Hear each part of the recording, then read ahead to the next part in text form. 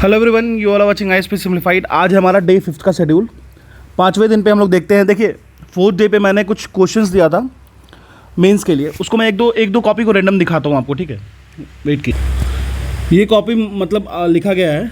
मैंने एक क्वेश्चन दिया था with reference to G20 presidency India's bucket की, मतलब एक इंडिया के टेबल पे जो G20 की प्रेसिडेंसी आई है उस पर हमें डिस्कस ये करना है कि ग्लोबल साउथ लीडर की इमेज इंडिया को एशियाई कॉन्टेक्स्ट में किस तरीके से देखा जा रहा है, ठीक है। तो देखिए कॉपी बहुत अच्छा लिखा गया है, नो डाउट इन दैट। वैसे बहुत सारे कॉपी हैं जो सारे लगभग मुझे अच्छा ही लगा। कंटेंट आपका इतना है, आप कहीं से भी लिख रहे हो, किसी भी तरीके से लिख रहे हो। देखिए स्टार्ट में क्या करना है ना, स्टार्टिंग में पहले हमें ये ध्यान रखना है कि हमें चीज़ों को समझ आना चाहिए, ठीक है।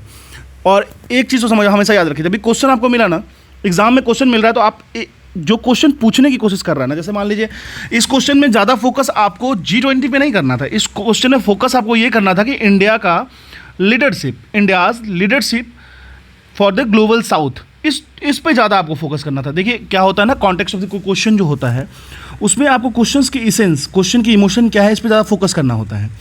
जैसे नॉर्मली हम लोग क्या करते हैं, हम लोग क्वेश्चन पढ़े, जैसे स्कूल की हमें आदत है, क्वेश्चन पढ़े और स्टार्ट हो गए, वैसा नहीं करना है। हमें क्या करना है, पहले क्वेश्चन मतलब जो भी क्वेश्चन फ्रेम किए हैं वो चाहते हैं कि आपसे पूछना, ये बहुत ज़रूरी है, ठीक है। ये बहुत ज़रूरी है। जैसे मान लीजिए अभी राम मंदिर का केस चल रहा है, ठीक है, राम मंदिर का। अब क्वेश्चन किसी भी तरीके से फ्रेम किया जा सकता है कि वॉज राम मंदिर जो कन्विक्शन था, जो इशू था, वो एक ट्रू पाथ पे था।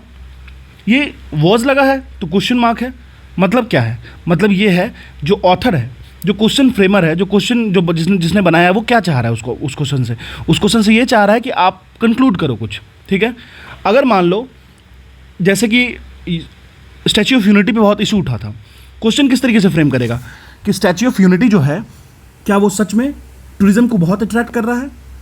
ये एक पहला तरीका है पूछने का। दूसरा तरीका है कि आप क्या सोचते हो कि स्टैच्यू ऑफ यूनिटी में जो एक्सपेंसेस हुए गवर्नमेंट के, क्या वो सही था। तो इसको इमोशंस को समझना है आपको, ठीक है। तो जो टोन होता है ना क्वेश्चन बनाने वाले का, वो खुद ही बता देता है कि आपको लिखना क्या है। तो इस क्वेश्चन के टोन में ग्लोबल साउथ लीडरशिप पे मैं ज़्यादा फोकस कर रहा था। एक दो कॉपीज़ हैं जो G20 पे ज़्यादा फोकस किए हैं, उसको थोड़ा समझना है कि हमें कैसे किस तरीके से ट्रैक पे आना है, ठीक है। तो ये कॉपी मुझे काफ़ी अच्छा लगा, नो डाउट इन दैट। तो इन्होंने पहले तो जो लिखा, एक बार इनके कॉपी को रेफर कर लीजिएगा, आईएसपी सिंप्लीफाइड वाले चैनल पे ऑलरेडी मेंशन्ड है। और भी दो तीन कॉपीज़ हैं जो बहुत ही अच्छे तरीके से लिखा गया है, तो उसको एक बार दीजिए। देखिए मैं क्या कर रहा हूँ, अल्टरनेट डे पे एक क्वेश्चन लाऊंगा, उसको फिर अगले दिन चेक कर दूंगा, ठीक है। इससे क्या होगा, और ये चीज़ है ना कि आपको डेली कम से कम 2 दिन पे एक टॉपिक तो क्लियर हो जाएगी अच्छी खासी। और मेरी जो टॉपिक्स होगी वो आपको एग्जाम रिलेटेड होगी, उससे बाहर नहीं होने वाली है। और दूसरी चीज़ मैं ये बोल रहा हूँ कि पीर टू पीर मतलब आपस में भी कॉपी चेक करने की कोशिश कीजिए। जैसे मान लीजिए कुछ बंदे ऐसे हैं जो काफ़ी अच्छा लिखते हैं, तो वो एक दूसरे की कॉपी देख के भी आगे बढ़ सकते हैं। टेलीग्राम चैनल पे लिंक मिल जाएगा आपको आंसर राइटिंग का, उससे भी देख लीजिएगा, वो भी काफ़ी आपको हेल्प करेगा, ठीक है। तो देखिए इनका मैं बता रहा था आपको, बेसिकली देखिए इनका G20 की प्रायोरिटीज़ को इन्होंने पहले मेंशन किया। उसके बाद इशूज़ क्या है ग्लोबल साउथ के लिए, वो भी चैलेंजेस को इन्होंने फोकस किया। फिर India as a leader of global south किस तरीके से बोस्ट कर सकता है अपनी चीज़ों को, उन्होंने ये मेंशन किया। देखिए जब कॉपी चेक करने वाले होंगे ना, उनको इतना चीज़ दिख गया तो वो मार्क्स दे देंगे आपको। इससे बाहर आपको जाने की ज़रूरत नहीं है। और देखिए आप खुद जैसे कॉपी को आगे बढ़ाओगे ना, आपको खुद पता चल जाएगा, अच्छा यहाँ से तो ये चीज़ यहाँ पे क्लियर कर दिया इन्होंने, ये चीज़ यहाँ पे क्लियर कर दिया। तो बहुत ज़्यादा मूव करने की ज़रूरत नहीं है। अगर मान लो ये पूरा का पूरा पैरा कॉपी चेक करने वाले नहीं भी पढ़ते हैं ना, तो भी वो इनको मार्क्स दे के जाएंगे। तो चीज़ों को पकड़ना है, किस तरीके से लिखना है। लिखने की प्रोसेस एक दिन में स्टार्ट नहीं होगी। अगर आप अभी कुछ भी नहीं लिख पा रहे हो तो भी कोई दिक्कत नहीं है, कोई इशू नहीं है। आप देख के लिखो, सीख के लिखो, कहीं से कॉपी करो, कुछ भी करो, कंटेंट डेवलप करो, धीरे धीरे ख़त्म करो, IR ख़त्म करो, साइंस एंड टेक ख़त्म करो, फिर लिखना स्टार्ट करो, ठीक है। चलिए अब चलते हैं हमारे डेली शेड्यूल पे। तो हमारा आज का बेसिक मॉडर्न इंडियन हिस्ट्री में trade union and communist party, Rowlatt act and Jallianwala Bagh 1919 13 अप्रैल वाला, फिर खिलाफत मूवमेंट को, ये तीनों टॉपिक करेंगे। देखिए अगर आप अभी मॉडर्न इंडियन हिस्ट्री को तेज़ी से रिवाइज कर लो, घटना चक्र से क्वेश्चन लगा लो, ठीक है।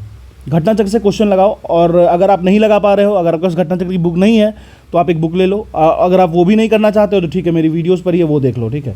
मैंने 1905 से लेके 1947 तक एक वीडियो बना के डाल रखी है, आप उससे भी सुन लोगे तो काफ़ी है, 1.5 के स्पीड से, टाइम ज़्यादा लगेगा नहीं। फिर इंडियन पॉलिटी की बात कर लेते हैं। इंडियन पॉलिटी वाले सेगमेंट में सेंटर स्टेट रिलेशनशिप को देखिए। अगर आप किसी स्टेट पीसेस की तैयारी कर रहे हो ना, तो ये टॉपिक आपके लिए सबसे ज़्यादा इंपॉर्टेंट टॉपिक है। सेंटर स्टेट तो पढ़ना ही पढ़ना है, दोनों के बीच में रिलेशनशिप पढ़ना है।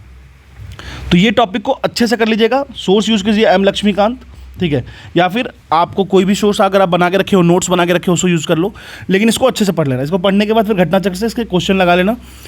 उसके बाद कुछ चीज़ें इसमें आती हैं जो फैक्चुअल होती हैं, उसको याद करने की कोशिश करना, टाइम देना अच्छे से, ठीक है, क्योंकि एक बार आप गुजरोगे उसके बाद फिर आपको सिर्फ रिवीजन करने की जरूरत पड़ेगी। फिर prime minister and council minister जो हम लोगों का लास्ट डे N-1 डे पे जो टॉपिक था, उसको एक बार रिवाइज कर लीजिएगा, क्योंकि इससे क्या होगा, आपको बार बार चीज़ें याद होंगी। आर्टिकल देखना है, फिर कुछ अमेंडमेंट्स होंगे वो देखना है, बस ज़्यादा नहीं देखना होता है।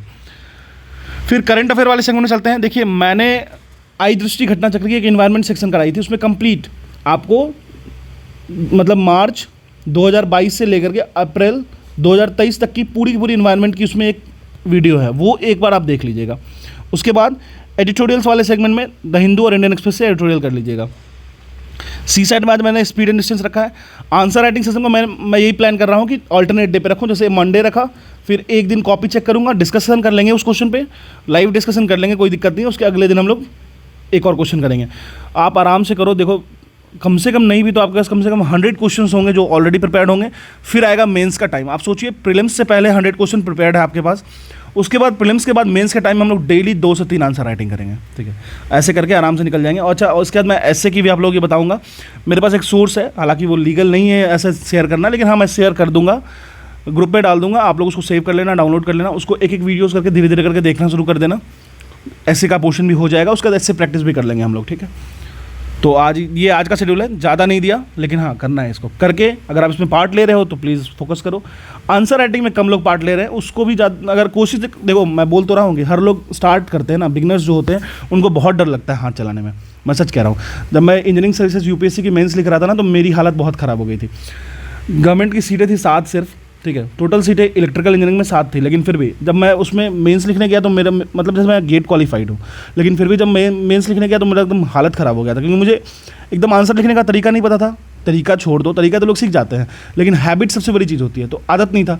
अब 2-2, 3-3 पेज का अगर हम लोग न्यूमेरिकल को डिज़ाइन करना है, न्यूमेरिकल लिखना है, तो धीरे धीरे मैं उसकी आदत में गया।